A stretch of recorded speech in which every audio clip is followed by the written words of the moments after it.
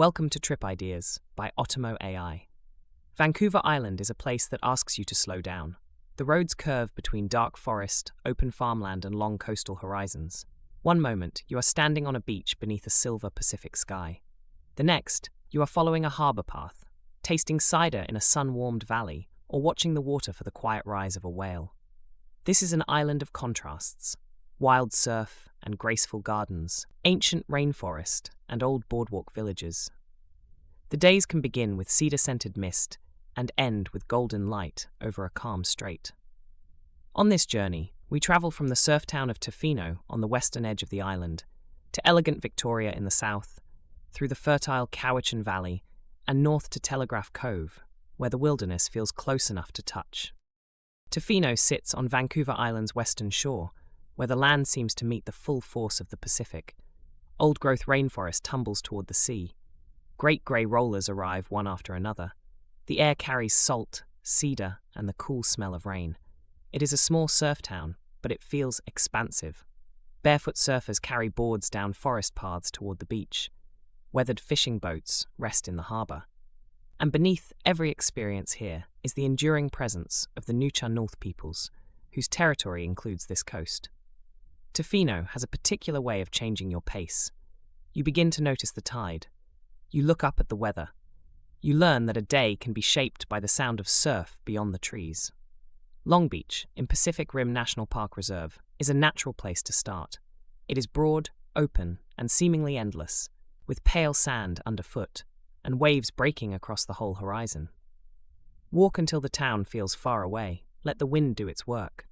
Then step into the rainforest. Boardwalk trails lead through mossy green quiet, where water drips from branches and birdsong travels through the trees. The forest feels dense and ancient, a striking contrast to the exposed sweep of the beach. The water is central to life here. Whale watching and bear watching trips depart from the harbour, with offering a chance to see the coast from a different angle. A boat journey to the natural hot springs farther up the coast is another memorable way to experience this remote edge of the island. Back in town, follow the scent of the day's catch. Fresh seafood belongs to the rhythm of Tofino. Fish tacos, oysters just opened, and whatever the boats have brought in that morning. It is simple food, eaten with sandy shoes and a little salt still on your skin. Summer, from June through September, brings the warmest and driest conditions, well suited to surfing, paddling, and long beach days. It is also the busiest time, so planning ahead is wise. In winter, Tofino becomes a destination for storm watching. From November into February, enormous swells strike the headlands while you stay warm indoors, wrapped in a blanket, watching the sea perform. Spring is quieter and atmospheric, with grey whales migrating along the coast. Tofino is not only a place to visit, it is a reset button. You arrive carrying the noise of ordinary life. Then come the waves, the rain, the forest, and the wide horizon. Before long, something essential feels switched back on. At the southern tip of the island, Victoria offers a gentler kind of coastal beauty. After the raw drama of the west coast, the city feels like an exhale. There is harbour light, heritage architecture, and an easy connection to the water in every direction. The inner harbour is Victoria's living room. Float planes and ferries come and go. Street performers bring movement to the waterfront. Grand stone buildings frame the scene, while people stroll slowly along the edge of the water, pausing to watch the boats. There is a visible legacy of British colonial history here, reflected in the city's architecture and traditions. But Victoria also feels distinctly West Coast. Relaxed, outdoorsy, and full of sea air, cyclists move along waterfront paths, kayakers slip beyond the harbour, gardens spill over with colour. Give yourself time to wander near the inner harbour, then continue into the historic streets and lanes of the old town. Fan Tan Alley, in one of North America's oldest Chinatowns, is a narrow passage with small shops tucked along its route. It offers a more intimate counterpoint to the openness of the waterfront. Afternoon tea remains one of Victoria's beloved rituals, a leisurely pause that suits the city's graceful pace. Then step back outside and let the sea breeze clear the air again. For an immersion in colour, visit Butchart Gardens. Once a quarry, it has been transformed into a sprawling floral landscape, where carefully shaped gardens create a world apart from the rocky coast and forested roads of the wider island. Victoria is also a place to stay active without feeling hurried. Walk or cycle along the waterfront where the views open over the strait, or take a whale-watching trip into the surrounding waters in search of orcas. Spring arrives early here, thanks to Victoria's mild climate. Blossoms appear while much of Canada is still shaking off winter, and the gardens become especially vivid.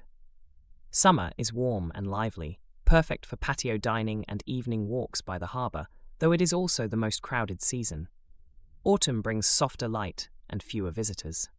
Even winter remains comparatively gentle, although a light layer is always useful when the breeze comes in off the water.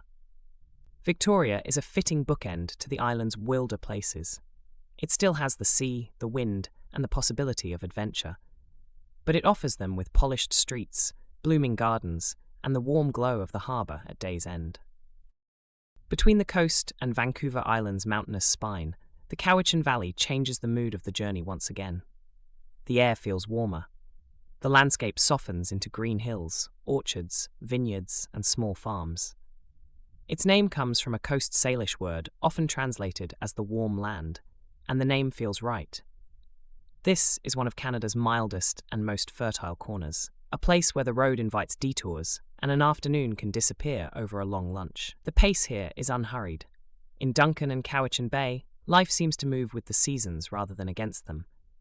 Farm stands offer the immediate pleasures of what is growing nearby. Vineyards are stitched into the hills. The valley encourages you to stop, taste, and stay a little longer. This is wine and food country.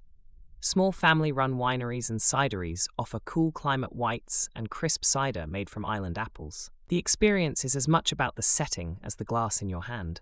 Rows of vines, open fields, a changing sky, and the feeling that there is nowhere else you need to be. Farm-to-table cooking is a natural part of the valley. Seasonal menus draw on local cheese, lamb, seafood, and vegetables picked close by. At a roadside stand, even a piece of fruit eaten warm from the sun can feel like a small souvenir of the landscape. Cowichan Bay is a lovely stop by the water, with houses on stilts and a gentle harbour atmosphere. In Duncan, look for the collection of carved totem poles, a visible tribute to the region's strong Coast Salish heritage. Late summer and early autumn are especially rewarding. Vineyards grow heavy with fruit, farm stands overflow with produce, and September and October bring harvest energy, golden light, and crisp mornings that warm into pleasant afternoons. Spring and early summer bring blossom in the orchards and a quieter feeling. The mild climate makes the valley comfortable in many seasons, though winter is slower and some small producers reduce their activity. The Cowichan Valley is the pause within the road trip. After beaches and boats and long forest roads, it reminds you that adventure can also mean sitting at a table, tasting something local, and letting the afternoon unfold without a plan. Far to the north, on Vancouver Island's northeast coast, Telegraph Cove feels like a secret held at the edge of the water. It is a tiny boardwalk village, its heritage buildings built on stilts above the cove, their colourful facades reflected in the calm surface below. This was once a working settlement tied to fishing and forestry. That history is still present in the old buildings and the quiet, practical shape of the place. But now, the great draw is the water beyond the cove. These cold, nutrient-rich straits are among the best places to encounter marine life. Orcas, humpbacks, and other whales move through these waters. In the morning, there is often a sense of anticipation, as if everyone is listening for the distant sound of a blow across the horizon. A whale-watching excursion is at the heart of a visit to Telegraph Cove. The boat glides out from the sheltered village and into open water, where the shore becomes more rugged, and the scale of the island shifts around you. You scan the surface. A dark fin can break the water. A humpback may surface with a great exhale, then disappear again beneath the strait. Bear-watching trips along the shoreline can offer another perspective on this wild northern coast, with the possibility of seeing black bears foraging at the water's edge. But Telegraph Cove does not need to be rushed. Walk the historic boardwalk. Read the plaques on the old buildings. Sit near the water as dusk settles over the cove. Seabirds call overhead, the water darkens, and every small ripple begins to look like a possibility. Summer, especially from July through September, is the season when whale activity peaks and the village is at its liveliest. Settled weather makes boat trips more comfortable, and seasonal tours are running. Outside the warmer months, Telegraph Cove becomes very quiet, with many seasonal operations closing down. This is where the road trip turns truly wild. The polished edges of the south fall away. What remains is the boardwalk, the forest, the cold water, and the extraordinary feeling of being close to a world that is still mostly untamed. A Vancouver Island road trip is best treated as a series of invitations rather than a race from stop to stop. Leave room for weather. Leave room for a beach walk that takes longer than expected, a farm stand that catches your eye, or a quiet hour beside the harbour. Tofino brings the elemental force of the Pacific: surf, rain, cedar, and open sand. Victoria offers harbour elegance, garden colour, and a softer coastal rhythm.